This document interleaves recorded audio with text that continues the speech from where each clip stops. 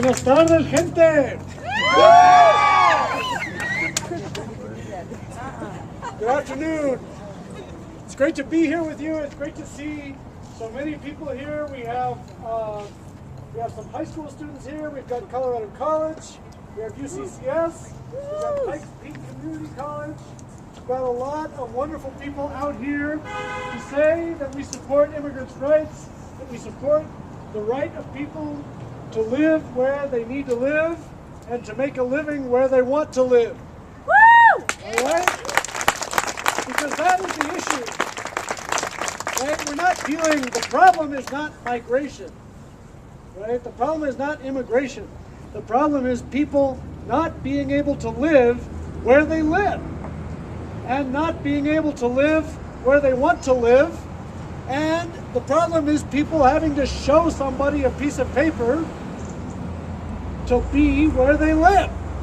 Right? Right. I think Mike Huckabee had a good thing to say. Anybody hear what Mike Huckabee had to say about this recently? He said the United States should be like Disneyland. Now that's profound, right? But what he meant, he went on to explain that the United States should be like Disneyland. Once you buy your ticket, you don't have to keep showing people your ticket to ride the rides. That was Mike Huckabee, folks. That was a Republican. Right? So I think we should take some inspiration from the fact that there are some people like Mike Huckabee saying things like that. There's been a lot said about the law in Arizona. I think it's worth mentioning today that there is now a proposal before the Senate for a framework on comprehensive immigration reform.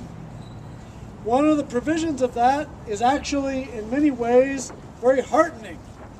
The idea is that if you are undocumented, you would have to register. You would then be screened. They would weed out people with criminal records and other kinds of problems. And after that, you would get work authorization. And after 8 years, once they get rid of the backlog of family visa applicants, you would be eligible to adjust your status and become a permanent resident. So that is in many ways a very generous provision. And it's something we haven't seen since the 80s, and it's something that is sorely needed. But there's also something very creepy in that same bill, which is that everybody would have a biometric social security card. Biometric social security card. And we would have to have that biometric social security card scanned to be able to apply for a job. And people coming into the United States, even on tourist visas, whatever, they would get biometric cards and their information would be in a database, right?